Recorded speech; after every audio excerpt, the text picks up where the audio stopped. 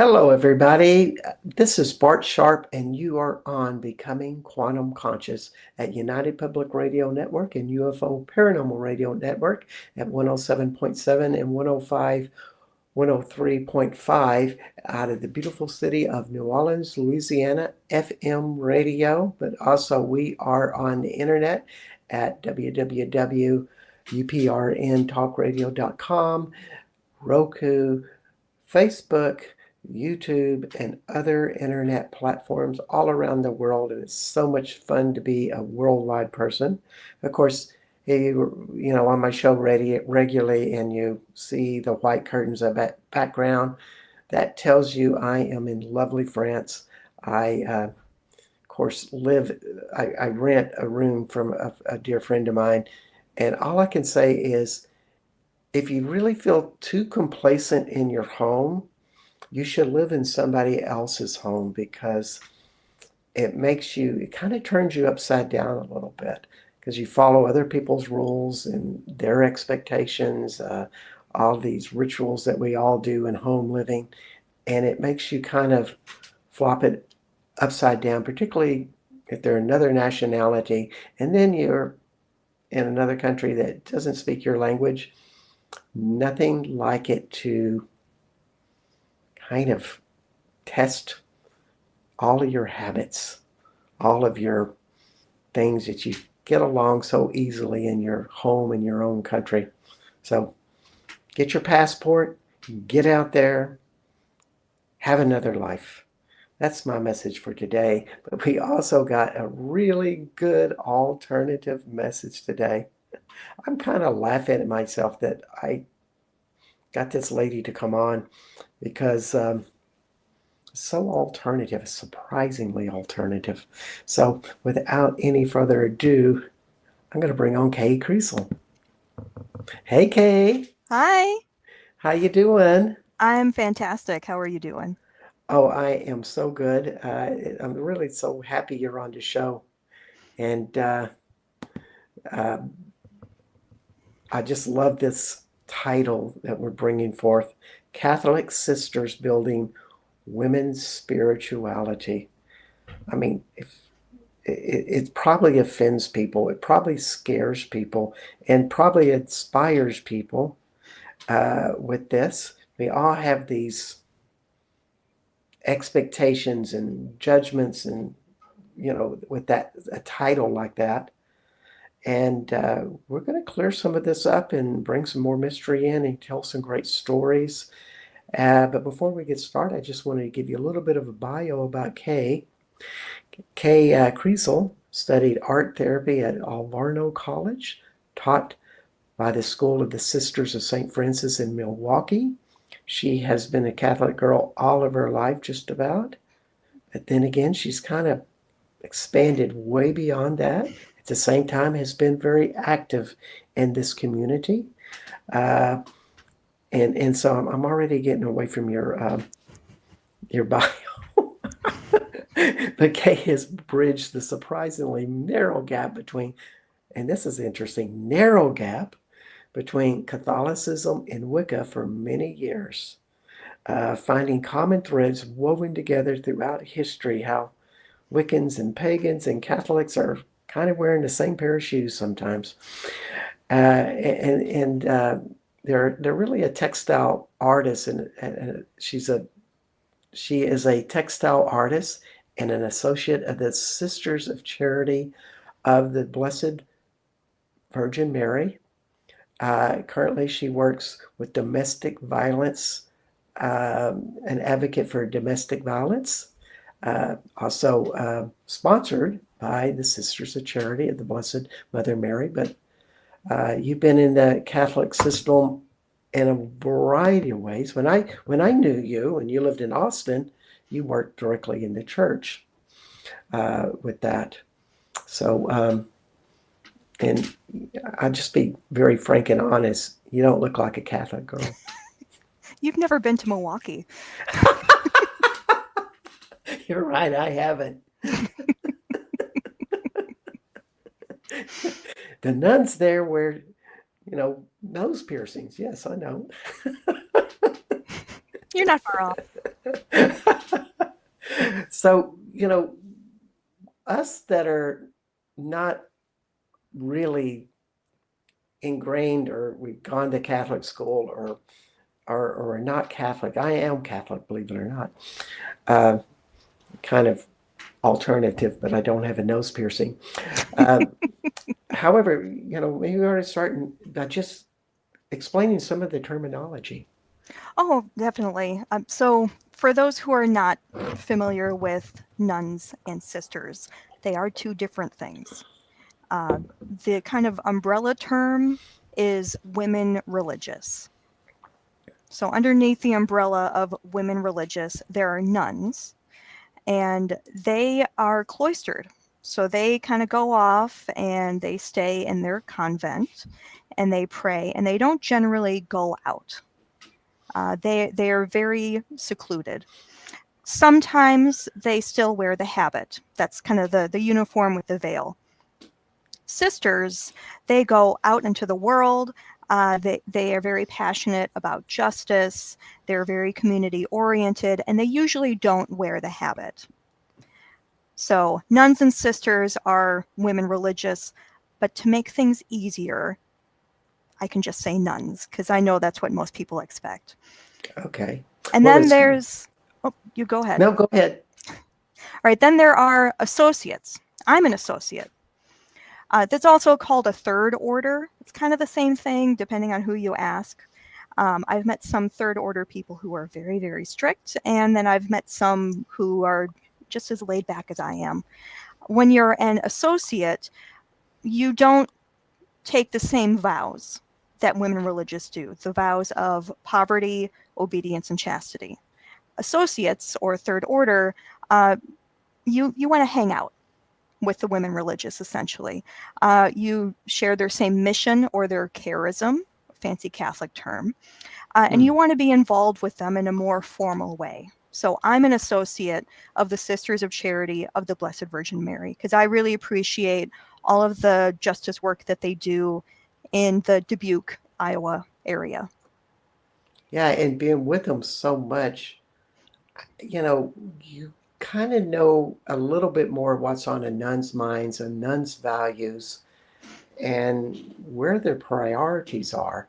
And when you really brought the ideas for the show, uh, you were really talking about this lady that Sister Madaleva Wolf, who Mm-hmm. was one of the founders of creating, I can't remember the title, so I'm going to just say she created a higher education system within Sister St. Mary's. Did That's I get right. that right? Okay. Yes, in 1934, Sister Madaleva Wolf became the president of St. Mary's College at Notre Dame University.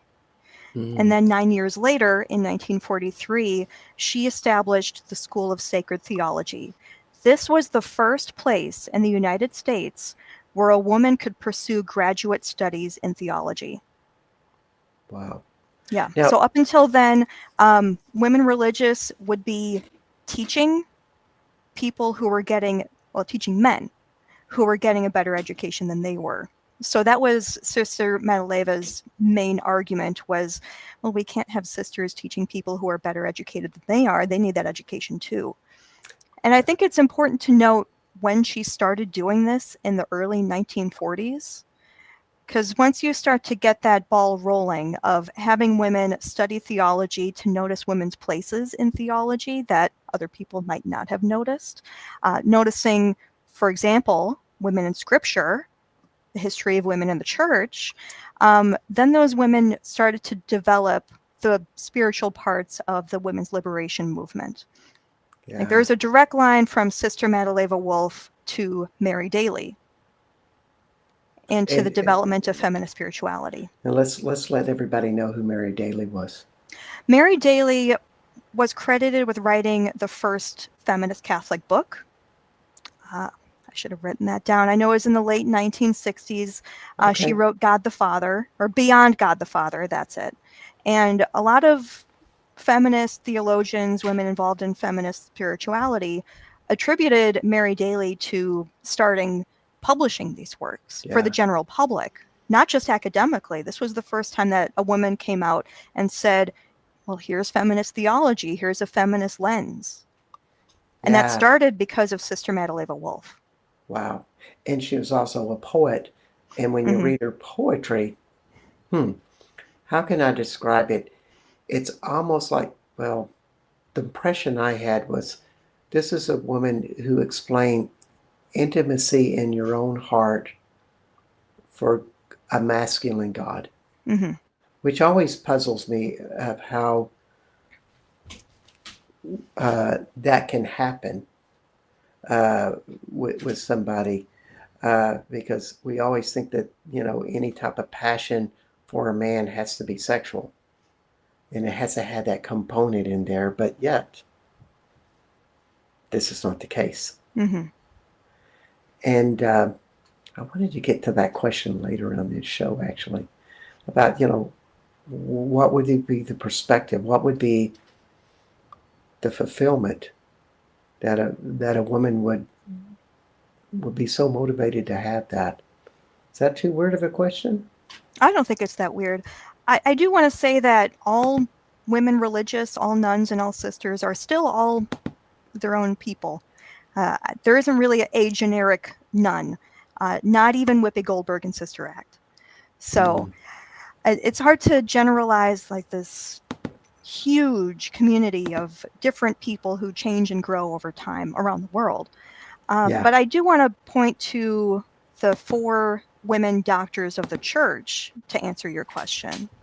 Now, a doctor of the church is somebody who worked so hard during their lives to make the Catholic Church better. There are 37 doctors, 4 of them are women. Saint Hildegard of Bingen, who you might have heard of, she Oh, yes. was, yep, she was very active in the 12th century, and like she wrote poetry, she wrote letters, she wrote a lot, and she wrote about the greening.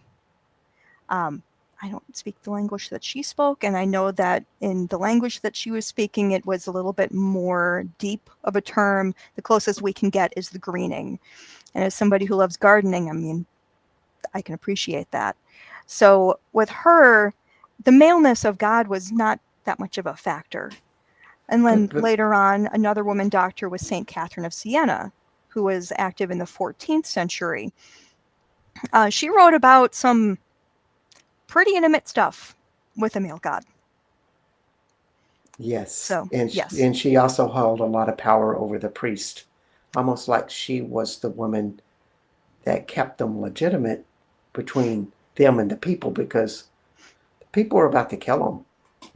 They were about to Mm-hmm. kick them out of town because they were so corrupt. Because Saint Mm-hmm. Catherine, if I'm understanding this correctly, kind of kept the family together, so to speak. Mm-hmm. Quite a feat. Yes. Mm-hmm. And And, we also, oh, well, just thinking about Hildegard Bart Bingen and the greening, it really sounds like this is very much in your roots of goddess worship, mm-hmm. kind of paganism. Mm-hmm. Yeah. Well, going back to your question about how different women religious can relate to a male god, I mean, there are some who follow the dogma of the church very closely, and God is male and male is God, and that's it. And I do want to point out that the way that we talk about the maleness of God today, that's a very modern idea. That's Mm, changed over time, and it's also different around the world. We have a very modern American concept of this. Some, I mean, I can't really speak for this kind of generalized abstract concept of people. Um, I don't really get it, but that doesn't mean it's invalid or illegitimate. Like, I don't need to understand it in order to respect it. I know a lot of them relate to God as a dad. Like, that's dad. I mean, after all, the term Pope is dad. That's Papa. hmm And then for the women religious who I've known personally, whether in college or as an adult, God is more of what Hildegard was writing about, more of the Holy Spirit. And yeah, some some do talk about a goddess, and they are still totally valid sisters. They still live in community. They still have their vows. So is the Holy Spirit, do you think, to somebody like Hildegard, something that they embody that's almost like a life force within them? Mm-hmm. Ideally, sometimes, Mm. everybody has a bad day. But ideally, yes. Yeah, yeah. Sometimes it's kind of hard when they ruffle up your feathers and stuff, Mm-hmm. or your wings. Mm-hmm. Yeah, yeah.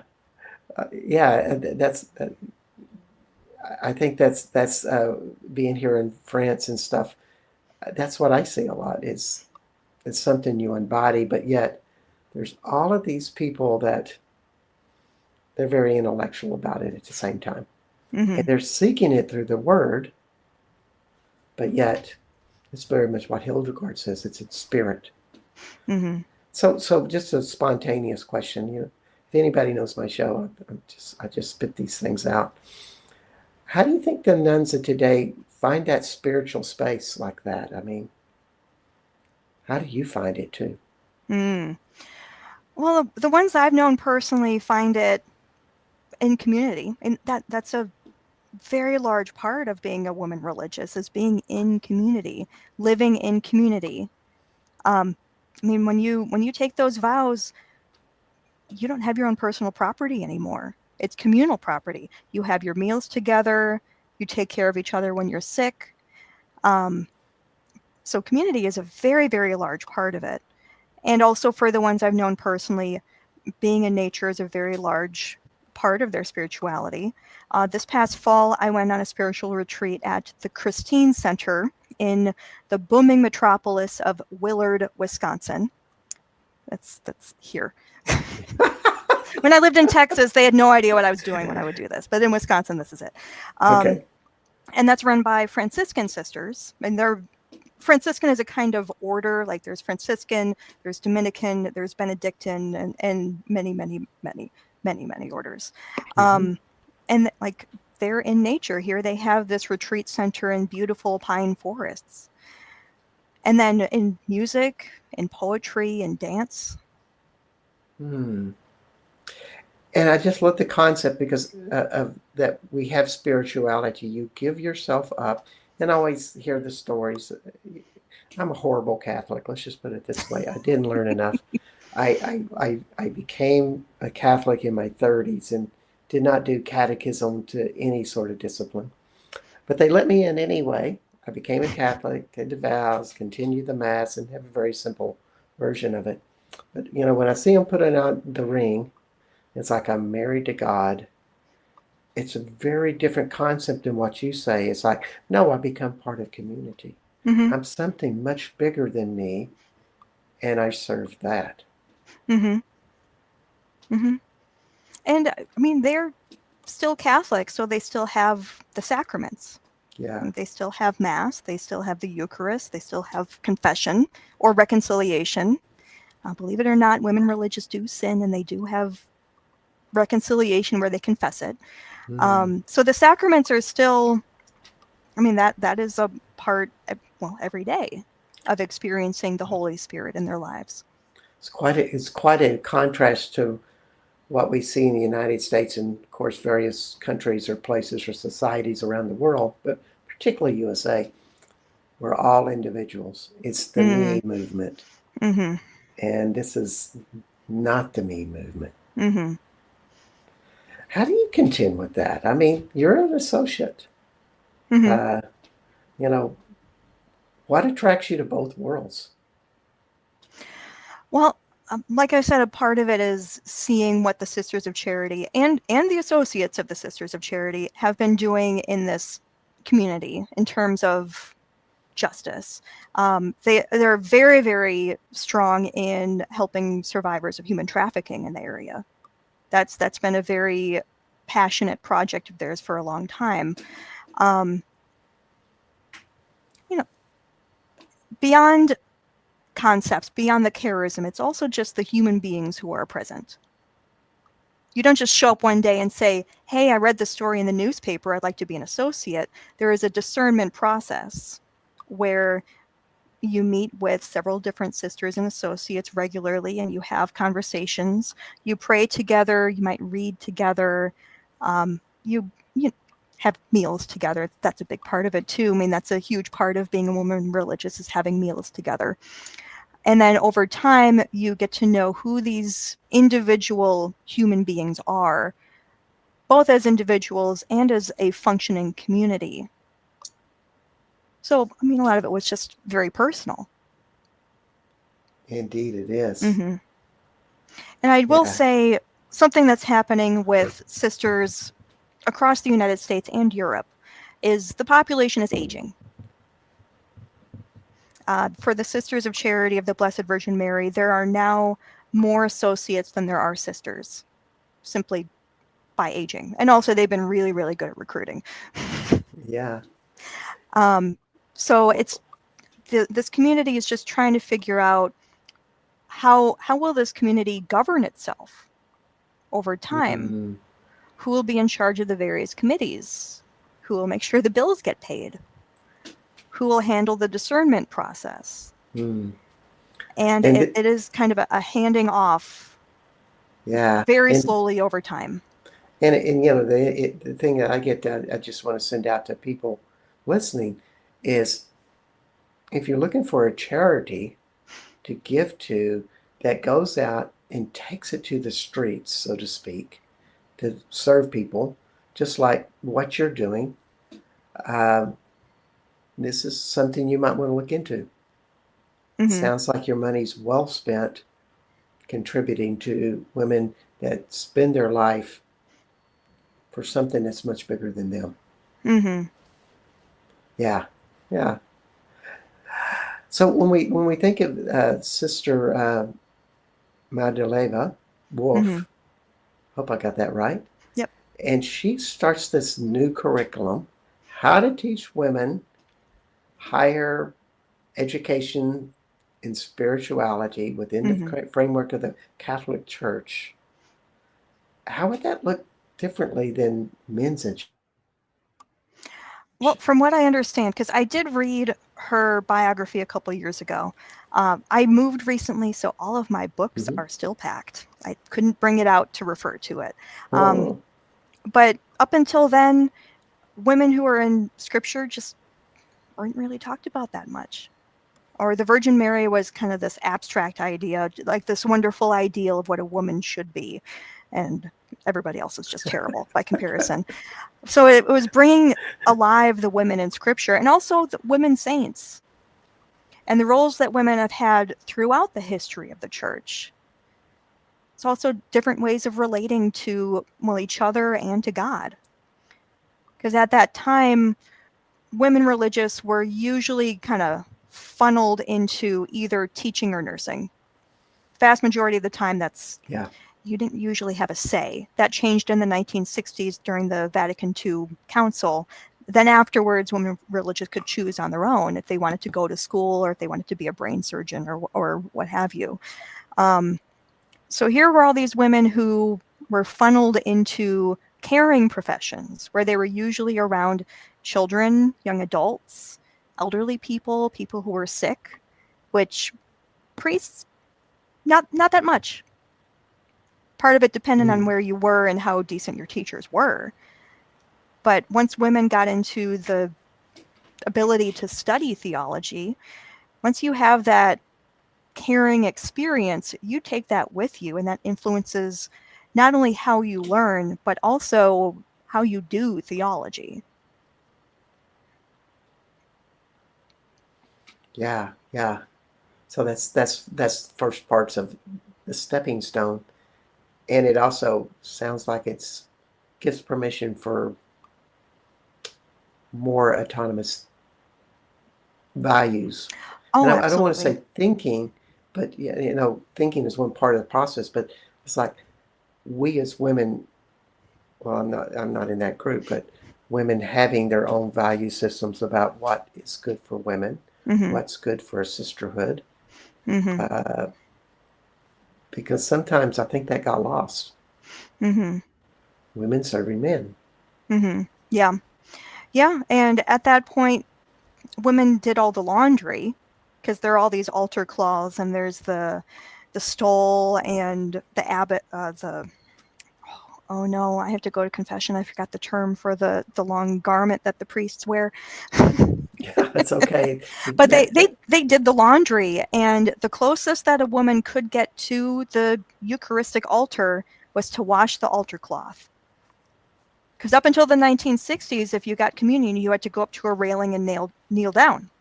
You'd kneel Wow. down and the priest would put it in your mouth. You couldn't go up and put your hands up. Now you have the Wow. option. You can do either. Wow. Mm-hmm. And another thing that I wanted to add that was very significant for Sister Madaleva Wolf is she tried to racially integrate the school in the 1940s. So Wow. very, very far ahead of her time. And And this unfortunately, due to violent threats, they had to stop. But she was very passionate about integrating the school and this is in Notre Dame University, the in biggest Indiana, Catholic school in the United States, or school or I college. think. I think it would be. I can't think of any bigger school than Notre Dame. I mean, if you're a good Catholic, don't you want your children to go to Notre Dame? Like, well, I don't know, Bart. We're both bad Catholics. that's how I always thought about it.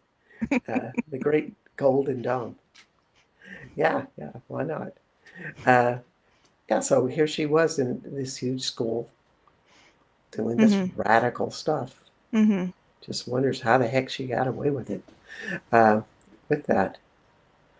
So let me just take a little break here in that and let everybody know that you are visiting with Kay Kriesel, an advocate, that be the right title, with the nuns of the Sisters of Immaculate Mary. The Uh, Sisters of Charity of the Blessed Virgin Mary. there we Yes, go. women I'm sorry. religious tend to have very, very long titles. Yes, we love Yeah, it. that's okay. But she's also been through Catholic schools and is in the Catholic community. And we brought her on the show to bring this perspective out. If you have questions for her, just bring them in on the chat. But also, the show is Becoming Quantum Conscious. My name is Bart Sharp, and you are on the United Public Radio Network and UFO Paranormal Radio Network on 107.7 and 103.5 out of New Orleans, Louisiana. And so, where do you think it's kind of gone from, Madaleva Wolf creating this seed, and then the feminist movement starts to come about? Mm-hmm. Uh, how do you think the Catholic Church contributed to that? Oh, that's a tough one, mostly because when you say the Catholic Church, I think it's Or the very women? important to be as specific as you can, Yeah. because there's the Roman Catholic Church hierarchy. So Uh-huh. that's, well, we don't have a pope right now, so there's the vacant seat. There's all the cardinals, but they're off in their own world right now. They're not dealing with us right now, so we can get away with a lot more. Wink, wink. There are the bishops, the archbishops, and then the priests. I mean, there is the hierarchy, and there are all these different councils and committees. Like there's the USCCB, the United States Conference of Catholic Bishops, that's here in the United States. There's the Council for the Doctrine of the Faith, and all these committees. And here's the thing. You can choose how much you pay attention to them. Everybody Yeah. has that choice. Yes, they are there. They Yes. do impact economics and political policy. They can impact medical rights. I don't want to get into that, mostly because I don't see why it has to be that way. So how did the sisters deal with that? Oh boy. If you were a sister, how would you Mm-hmm. deal with that sister and still keep on doing the things that you value within your group? Mm-hmm.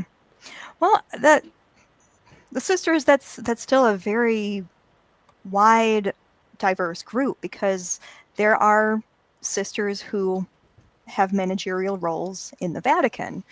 I don't know much about them. I can't really speak about who they are or what they do, but I imagine that you would have to put up with a lot. Yeah. Um, I do really want to recommend the book Guests in Their Own House by Carmel McEnroy. This is the only book about the women who were present at the Vatican II Council in the 1960s. That is the only Roman Catholic Church council that had women present. It And there's sounds one like book about it. it sounds like a sticky topic. Guests in their own house. Yep. Mm-hmm. And Any insights? um, it was very hard for her to track down a lot of the women because nobody had documented any of it. Mm-hmm. Like, they were on guest lists, like they stayed in hotel rooms, that information existed, but nobody at the time was writing down who these women were, where they came from, what they were doing, what they were talking about. Instead, she had to follow up years later when she realized nobody had done it. Mm. A lot of them were women religious, but perhaps the most impactful was a married couple, a husband and wife from Mexico, and I think they had like 12 kids. And Whoa. they came over, and while the bishops were debating on why people should procreate, which that's a matter of debate within the Roman Catholic Church. I don't have any kids, so I let them debate about that. I have better uses for my time, like talking with you. But when the bishops were saying, well, you should procreate so that there are more people, or you should procreate because you love each other, and they were just arguing about this, here the wife from this couple, I believe she might have been the only person in the room who had ever been pregnant and had kids. She stood up and said, excuse me, as the person here who has had children, who has been pregnant, how would you feel if you were 6 years old and you asked your parents, why did you have me? And they said, oh, well, because we have to. That ended Ouch. the argument. That Ouch. changed the teaching. Amazing.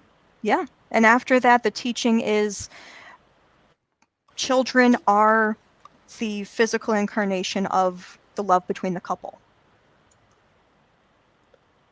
Wow. Yeah. Wow. Mm-hmm. That's amazing. I was just talking to a friend of mine, Richard Stanley, who's been on the show. Just saw him in downtown Renly had a coffee with him. He was talking about the history that, you know, having sex was only used to have children within the Roman Catholic value system Mm-hmm. back, say, 1,000, 1,200 years ago, which doesn't sound like much fun at all, but Mm-hmm. it's really indicative of how that all gets turned off. Mm-hmm. Mm-hmm. So non-pagan. Well, to go back to your question about how would a sister perceive the hierarchy, I mean, here I just gave you some examples of women who were face to face with the hierarchy for days or weeks or months or years at a time. And then there are women religious who are feeding hungry kids in Brazil. There are Yeah. women religious, like I went to Alverno College in Milwaukee, Wisconsin, run by the School Sisters of St. Francis, which is where the first conference of women theologians happened in 1971. And then there are the Sisters of Charity. Actually, in my area, there's the Sisters of Charity, the Sisters of the Presentation, the Franciscan Sisters, the Cincinnati Dominicans, and I don't remember what the name of their order is, but it's the Our Lady of the Mississippi Abbey. So there are 5 communities in my area. Whoa. And I mean, a lot of what pray, share meals, participate in the sacraments, write and read poetry, sing, garden, hike, breathe. Um, well, each community has its own charism. And regardless of what the hierarchy is doing, that's the important part. Whether it is praying together all day, every day in a cloistered community, or it's helping survivors of human trafficking. I mean, the vast majority of women religious are so concerned with what's happening around them that whatever the hierarchy is doing, that's over there. But I do want to say, I didn't write down how long ago this happened, a decade-ish ago. I think this was under Papa Benny. I don't think Papa Frankie did this, where the Vatican said, hey, these American women religious are getting out of hand. We need to investigate. So these men from the Vatican, most of whom had never been to the United States, came over here and essentially interrogated these women religious just to make sure that they were really Catholic and really following the teachings of the church. Most of them were overwhelmed. They had no idea what was going on. They had come from these very high and mighty ivory towers, kind of overly educated people who had no idea what they were dealing with. And it's insulting because women religious, like, they're adults. They know what they're doing. So it was a big relief when they all went back to the Vatican and said, I don't know what that was, but I'm glad I'm back. It's like the white-collar bosses come into the blue-collar workers and go, we don't know what you're doing, but you're at least making us money because you're doing all the work. Yep. You're getting it all done. Yep. That's a pretty good comparison. Yeah, yeah. Yeah, it kind of, you know, it's like spirituality that is taking it to the streets, much like Mother Teresa of Calcutta. I mean, she took it to the streets. And everybody that worked with her did the same thing. And yet the Roman Catholics kind of go, or the church goes, well, she was really great and stuff, but they didn't really bring her in and honor her, you know. Like, they probably didn't go to Calcutta and see actually what happened. I think JP2 went there. I know that JP2 and Mother Teresa did meet, but I don't remember where. Well, to be fair, for a lot of women religious who do work on the ground, yeah, it'd be nice if the Pope would come and say, hey, good job. But really, do you want all these people coming over and, like, neatening things up, and you have the press and you have all these other people, and then you have bureaucrats coming in, and then there's the security. Do you really want that?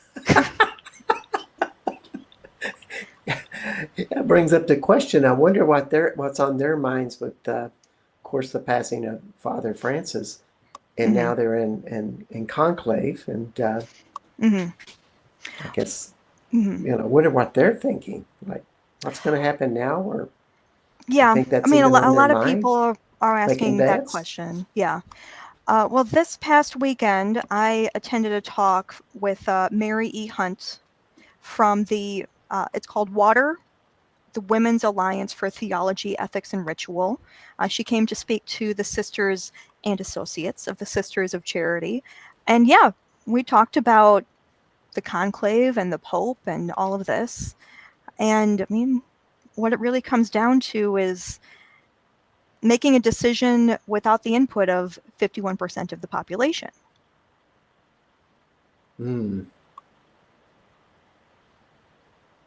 again, I do want to say that each individual person, Catholic or not, good Catholic or bad Catholic, you still get to decide how much of your time you spend thinking about that.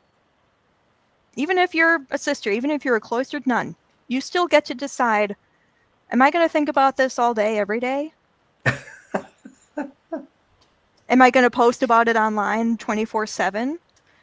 Or am I going to go do something in my community? I mean, this is another thing where I really can't answer for this wide population of people who are constantly changing and in flux. But speaking for myself, honestly, I'm not paying that much attention. I have more than enough going on around me. There's nothing I can do about what's going on over there. Yeah, you have a very intense responsibility in the work that you do. and it takes a lot of stress, and you serve that just like a sister would, Mm-hmm. much like it uh, with that. So that's a great answer, actually. I mean, it's kind of like, do we worry about the president or do we continue? And I'm talking about the Donald, but Gross. uh, but do you put all your attention to that, or do you go and go, let's do something to make my neighborhood better? Mm-hmm. I'm not going to say that stuff isn't important. I mean, Right. it is. It does Sure. impact a lot. Um, Speaking personally, I can do a lot more when I plant native flowers for my pollinators, when I help people file orders of protection against people who are harassing them, when I help to organize a meal. Like, I can do a lot Mm, more when I focus on those things than when I'm thinking about somebody who I've never even met, lives on the other side of the country, and who has no idea who I am, unless they're watching wow. this. Wow. That's great wisdom, Kay, because I think we get, I mean, of course, I'm doing a tour. I do a tour guide to sacred sites of Mary Magdalene, and we go to Mother Mary sites Mm-hmm. and all of this, fabulous stuff. But it's also in that big picture, much like Rome. Mm-hmm. You get to see the big glorious stuff. But hopefully, you get to open up to a place in your heart that when you go back home, Mm-hmm. you do better things. Mm-hmm. And you keep that heart pure and big. And just like Hildegard von Bingen, you learn what that spiritual space is. Mm-hmm. How does that affect you? I mean, because you are a spiritual person, you do highly stressful work. How Mm-hmm. do you keep that space inside of you alive with your own higher power? Mm. I'm I spending t- less time on this. It's true. It's true. When yeah, when yeah, I yeah. spend a lot of time on this, I That's get the more phone, stressed. folks. Yeah. Um, I mean, working in my garden and hiking and foraging helps a lot. Um, I do read quite a bit. And also just being with my friends in my community. And sometimes that's as big as like creating a big festival. Sometimes it's just having a game night. Hmm. I think a big part, and this is like really me speaking personally, because I know this does not apply to everybody. I'm originally from Chicago. I've lived in a lot of big cities: Milwaukee, Madison, Nashville, Austin. Now I live in rural Illinois, and this is where I'm Mm. going to stay. I'm done moving. And my pace is a lot slower here. I won't say there's less going on, but there's less advertising. That's a big one. I'm not being advertised to as much. I'm not Hmm. surrounded by billboards and ads and all this other stuff. So for me, it's a lot easier now to filter out the stressful garbage and to focus on what's important because, I mean, I live in a town of 700 people. Wow. Mm-hmm. And obviously, that's not going to apply to everybody. And Yeah, it 10 is. years ago, I would have thought this kind of lifestyle would be boring and slow. I needed a big city, but I matured out of that. Wow. Wow. Now, this is a Catholic sister building feminist spirituality. That's the name Mm-hmm. of your title. Mm-hmm. And everything that you're painting is like, let's get a little more Buddhist, let's get a little more grounded. Let's Mm-hmm. do something that is important in our hands, Mm-hmm. our heart, our soul, and Mm-hmm. not so much in our heads. Mm-hmm. I can dig it. Mm-hmm. It's interesting that we think of the flash of feminist spirituality or Catholic spirituality Mm-hmm. so big and grand. And another thing that I've been doing really over the past 2 years, and I've been looking more to artists I admire who well, they're all past, who either were women religious their entire lives or they were for a time and then discerned out. There's Corita Kent, who that's a little bit more famous than the rest. You've probably seen her work. Like, her work has been on stamps. Like, she was a member of the Immaculate Heart of Mary community in Los Angeles, which in the late 1960s became independent. Even though they chose to continue living in community, living their vows, living their faith, they ceased being a part of the Roman Catholic Church. Wow. Yes, mostly because, I'm going to be very blunt right now, their archbishop was a jerk. But yeah, they did it. They became independent, and they had support from women religious across the country. So there's Corita Kent, who is this wonderful artist. She usually worked in silk screening. She called it the most democratic art medium. She said, as long as you have two hands, you can do it. They don't even have to be your own two hands. It can be your friend's two hands. Anybody can do it. There's Meinrad Craighead. She was a Benedictine sister, although she was educated by, yes, it was the Sisters of Charity. She went to Clark University here in Dubuque. I've loved her work since I was in college. Her artwork is very popular in feminist spirituality magazines and publications in the 1970s and 80s. So when I moved here and I found out that she was educated here, I was just thrilled. And Sister Mary Charles McGow. She was a sister her whole life up in Dubuque, Minnesota. I know more about the Midwest. Oh, yes. But I've been looking to these artists, firstly, because I love their artwork so much. And then I've learned more about their lives. And I've just thought, like, something about their artwork, which is all very different styles, really speaks to me. And I think it's largely because their artwork was so community oriented. Yeah, they did make money, but it wasn't a business. They weren't marketing. Corita did a bit, but that wasn't the point. Their artwork was inspired by community. It was communal artwork. So that's really something that's helped me focus. Wow. Yeah, this is wonderful. It's interesting. I'm just thinking about the feminist movement. That was more of a me movement, but you guys or gals are more in a we movement. Absolutely. We all do it together, but yet in that we-ness and that sincerity, you really find yourself. Exactly. It's beautiful. Yeah. So it's if you think about the Roman Catholic context and the sisters and such, if there would be a hope and a dream that you would see that we haven't talked about, where would you like it to go? All right, I'm going to answer that including one resource that I really wanted to tell people about. Like, I can answer that and have the resource. If anybody wants to learn more about really anything related to women religious in general, whatever aspect, the best resource that I have found is it's a trilogy of books. I've only read the third one.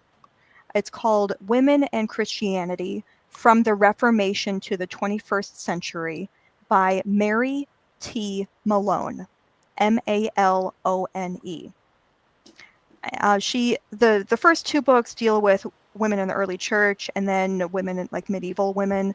I wanted to learn more about more modern women, like those whose lives I could understand a bit more, just in terms of what languages they were speaking and what their lives were like.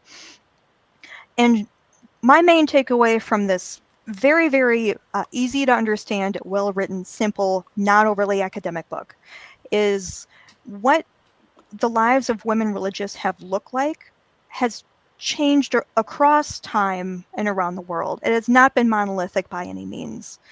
Different individual people, and mostly communities, like even though saints are all these individuals, they were all in communities, help to shift what religious life looks like.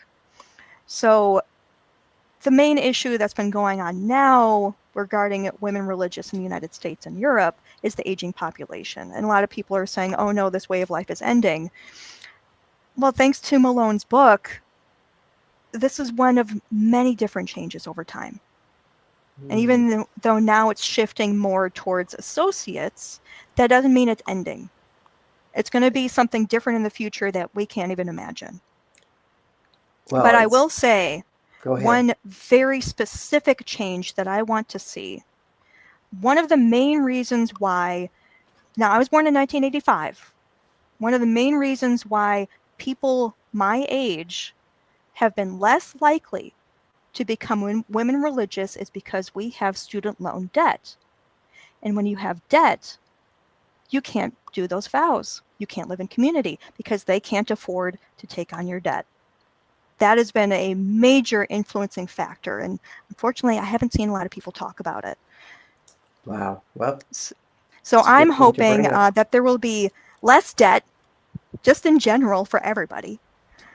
And that whatever religious life develops and changes over time, I hope that debt won't be a factor. I know that's not like this high spiritual insight, but I mean, that does affect tens of thousands of people. Yeah. Yeah, yeah. When we talk about the Aquarian age coming in, it really, one of the big factors of it is that people start working together for a greater advocacy for the nature of all things, like nature, but the planet, and a bigger whole of something of our environment. And so much about what I've learned today from you is that's very much what the sisters are doing. They may not be farmers, but they are working with people that are in pain and trying to help them come to a better life. Mm-hmm. Oh, there are sisters who are farmers. Okay. Oh, there are. I know the Our Lady of the Mississippi Abbey, they have a farm. Well, yeah. I've seen them out farming in their habits, yeah. See, you got to come out to Dubuque, Bart. Okay. And then you can go to Milwaukee and you'll meet some sisters with nose piercings. All right. I look forward to it. Yeah. Well, that is wonderful. So I end the show after I kind of give my final calls, but a word of wisdom that you would like to end the show that you would like to give to the audience, something as a parting gift. And while you think about that, I want to tell everybody that you've been listening to Kay Kriesel in the show Catholic Women Building Spiritualist, Feminine Spirituality. Did I get that right? Thank you. And my name is Bart Sharp, and this is Becoming Quantum Conscious. And this is United Public Radio Network and UFO Paranormal Radio Network at 107.7 and 103.5 out of New Orleans, Louisiana. And next week we will have Sonia Sophia, who will be doing work with emotional freedom technique with everybody, doing a big activation, worldwide activation, because that's what Sonia Sophia does. And we'll be talking about changing core coherency. In other words, how can we create a system where we as a world consciousness become more coherent in the moment? It's kind of a big job. And we're going to tackle it. That's all I can say. So, Kay, what part of wisdom you want to give to everybody? Well, whoever you are, wherever you are, whatever your life looks like, there is somebody in your community who would benefit from you. You don't have to do any big tasks. Sometimes it's just checking in on an elderly neighbor. Sometimes it's leaving food out for some cats. But it is at your hands. You don't need to look out over there. You don't need to look here. There's somebody in your community who would benefit just from you being you. kindness matters. Mm-hmm. Hey, thank you so much for being on the show. Thank you for having me. It's been a pleasure. Uh, and we'll see everybody next week and wish everybody the best and be kinder to everybody. Bye for now.